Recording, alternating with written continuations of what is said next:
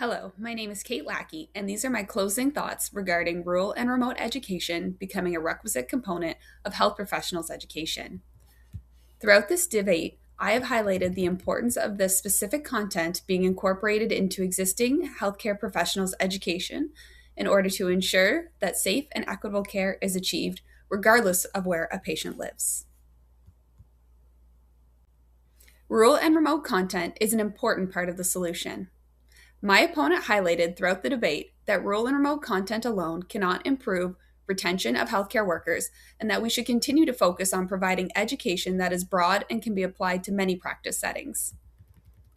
I don't disagree that rural and remote educational content alone cannot be the solution to the disparities that impact patients because they live in rural and remote areas, but is an important contributory factor to many great initiatives that have been put into place over the last few years. Rural and remote specific content is not the entire solution, but is a very important part of it. And to say that urban healthcare workers won't benefit from this content fails to appreciate the value that these placements can provide. In Canada, there have already been great initiatives put into place to improve the retention of rural and remote workers, such as the Community Commitment Program for Nurses, Ontario Learn and Stay Grant, and the Canada Student Loan Forgiveness for rural healthcare professionals. There are also great mentorship opportunities that are being funded to provide additional support to new graduates who work in these settings, such as the Clinical Scholar Program and free continuing education through the Ministry of Health and Long-Term Care.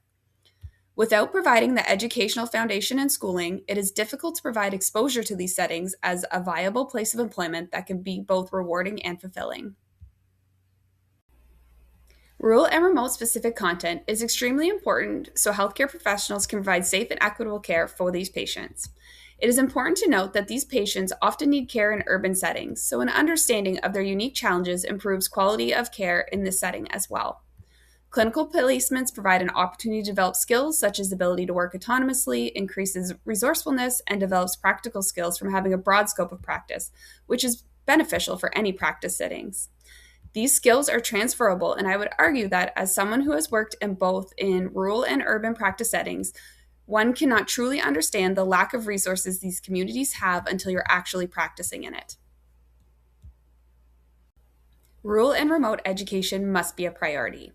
The goal to incorporate rural and remote education into current curricula is not to increase special education for every population, but to address a well-documented gap that affects access to safe and equitable care for a substantial proportion of the Canadian population. We don't need to increase the content burden by creating more. Rural and remote education can be achieved simply by incorporating rural placement locations and content into existing learning objectives.